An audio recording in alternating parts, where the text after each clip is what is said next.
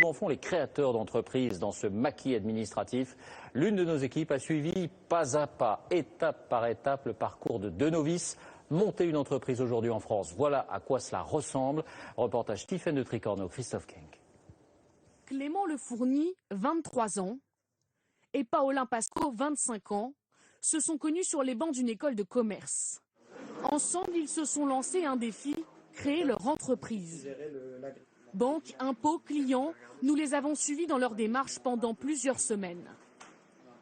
Première étape pour réussir son entreprise, trouver la bonne idée.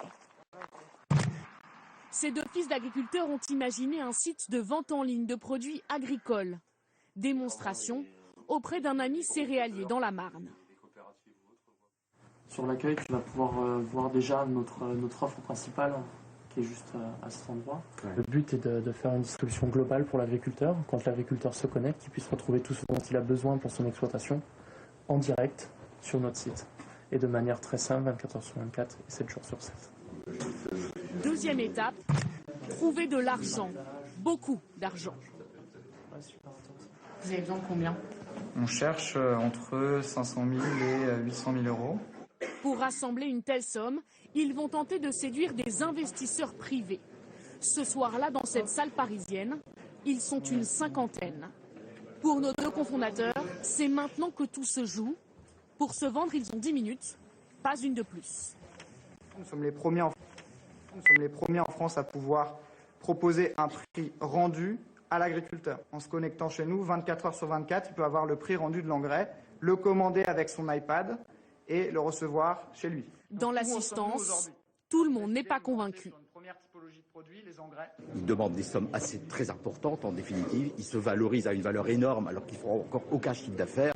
Ça, à mon avis, tout ça, c'est à revoir. Je pense que c'est une idée novatrice, donc elle est intéressante à regarder, effectivement. Et après, on décide si on investit ou non, mais c'est pas quelque chose que je rejetterai loin de là.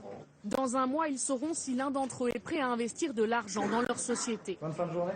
Chaque année, sur 600 dossiers, seuls 30 sont retenus. Alors, en attendant, passage obligé, il faut remplir les papiers. Chambre de commerce, hôtel de région, centre des impôts. Pour créer juridiquement une entreprise, il faut 5 procédures administratives et 7 jours de délai. Alors là, vous avez les statuts, donc, à remettre en 4 exemplaires, à la CCI, à la banque, aux impôts, etc. Ici, ça va être un dossier de la Banque publique d'investissement pour obtenir des financements publics. Ici, ça va être un dossier pour des subventions régionales. Et puis ici, c'est le pacte d'actionnaires. On y met un peu les pieds, on regarde comment ça se passe. À un moment, on nous dit « vous avez peut-être oublié ça ?» On fait « ah oui, effectivement, j'ai oublié ça ». Donc on repasse un petit peu de temps sur l'administratif. Il y a une partie contrainte, mais derrière, c'est une contrainte que toutes les entreprises ont. Les deux fondateurs se sont endettés à hauteur de 30 000 euros chacun pour se lancer. Insuffisant. Ils doivent solliciter une autre banque. C'est l'objet de ce rendez-vous. Après 2 mois de discussion, Paolin Pasco signe le premier prêt de l'entreprise. C'est un stylo qui traîne. Non, je pique la botte.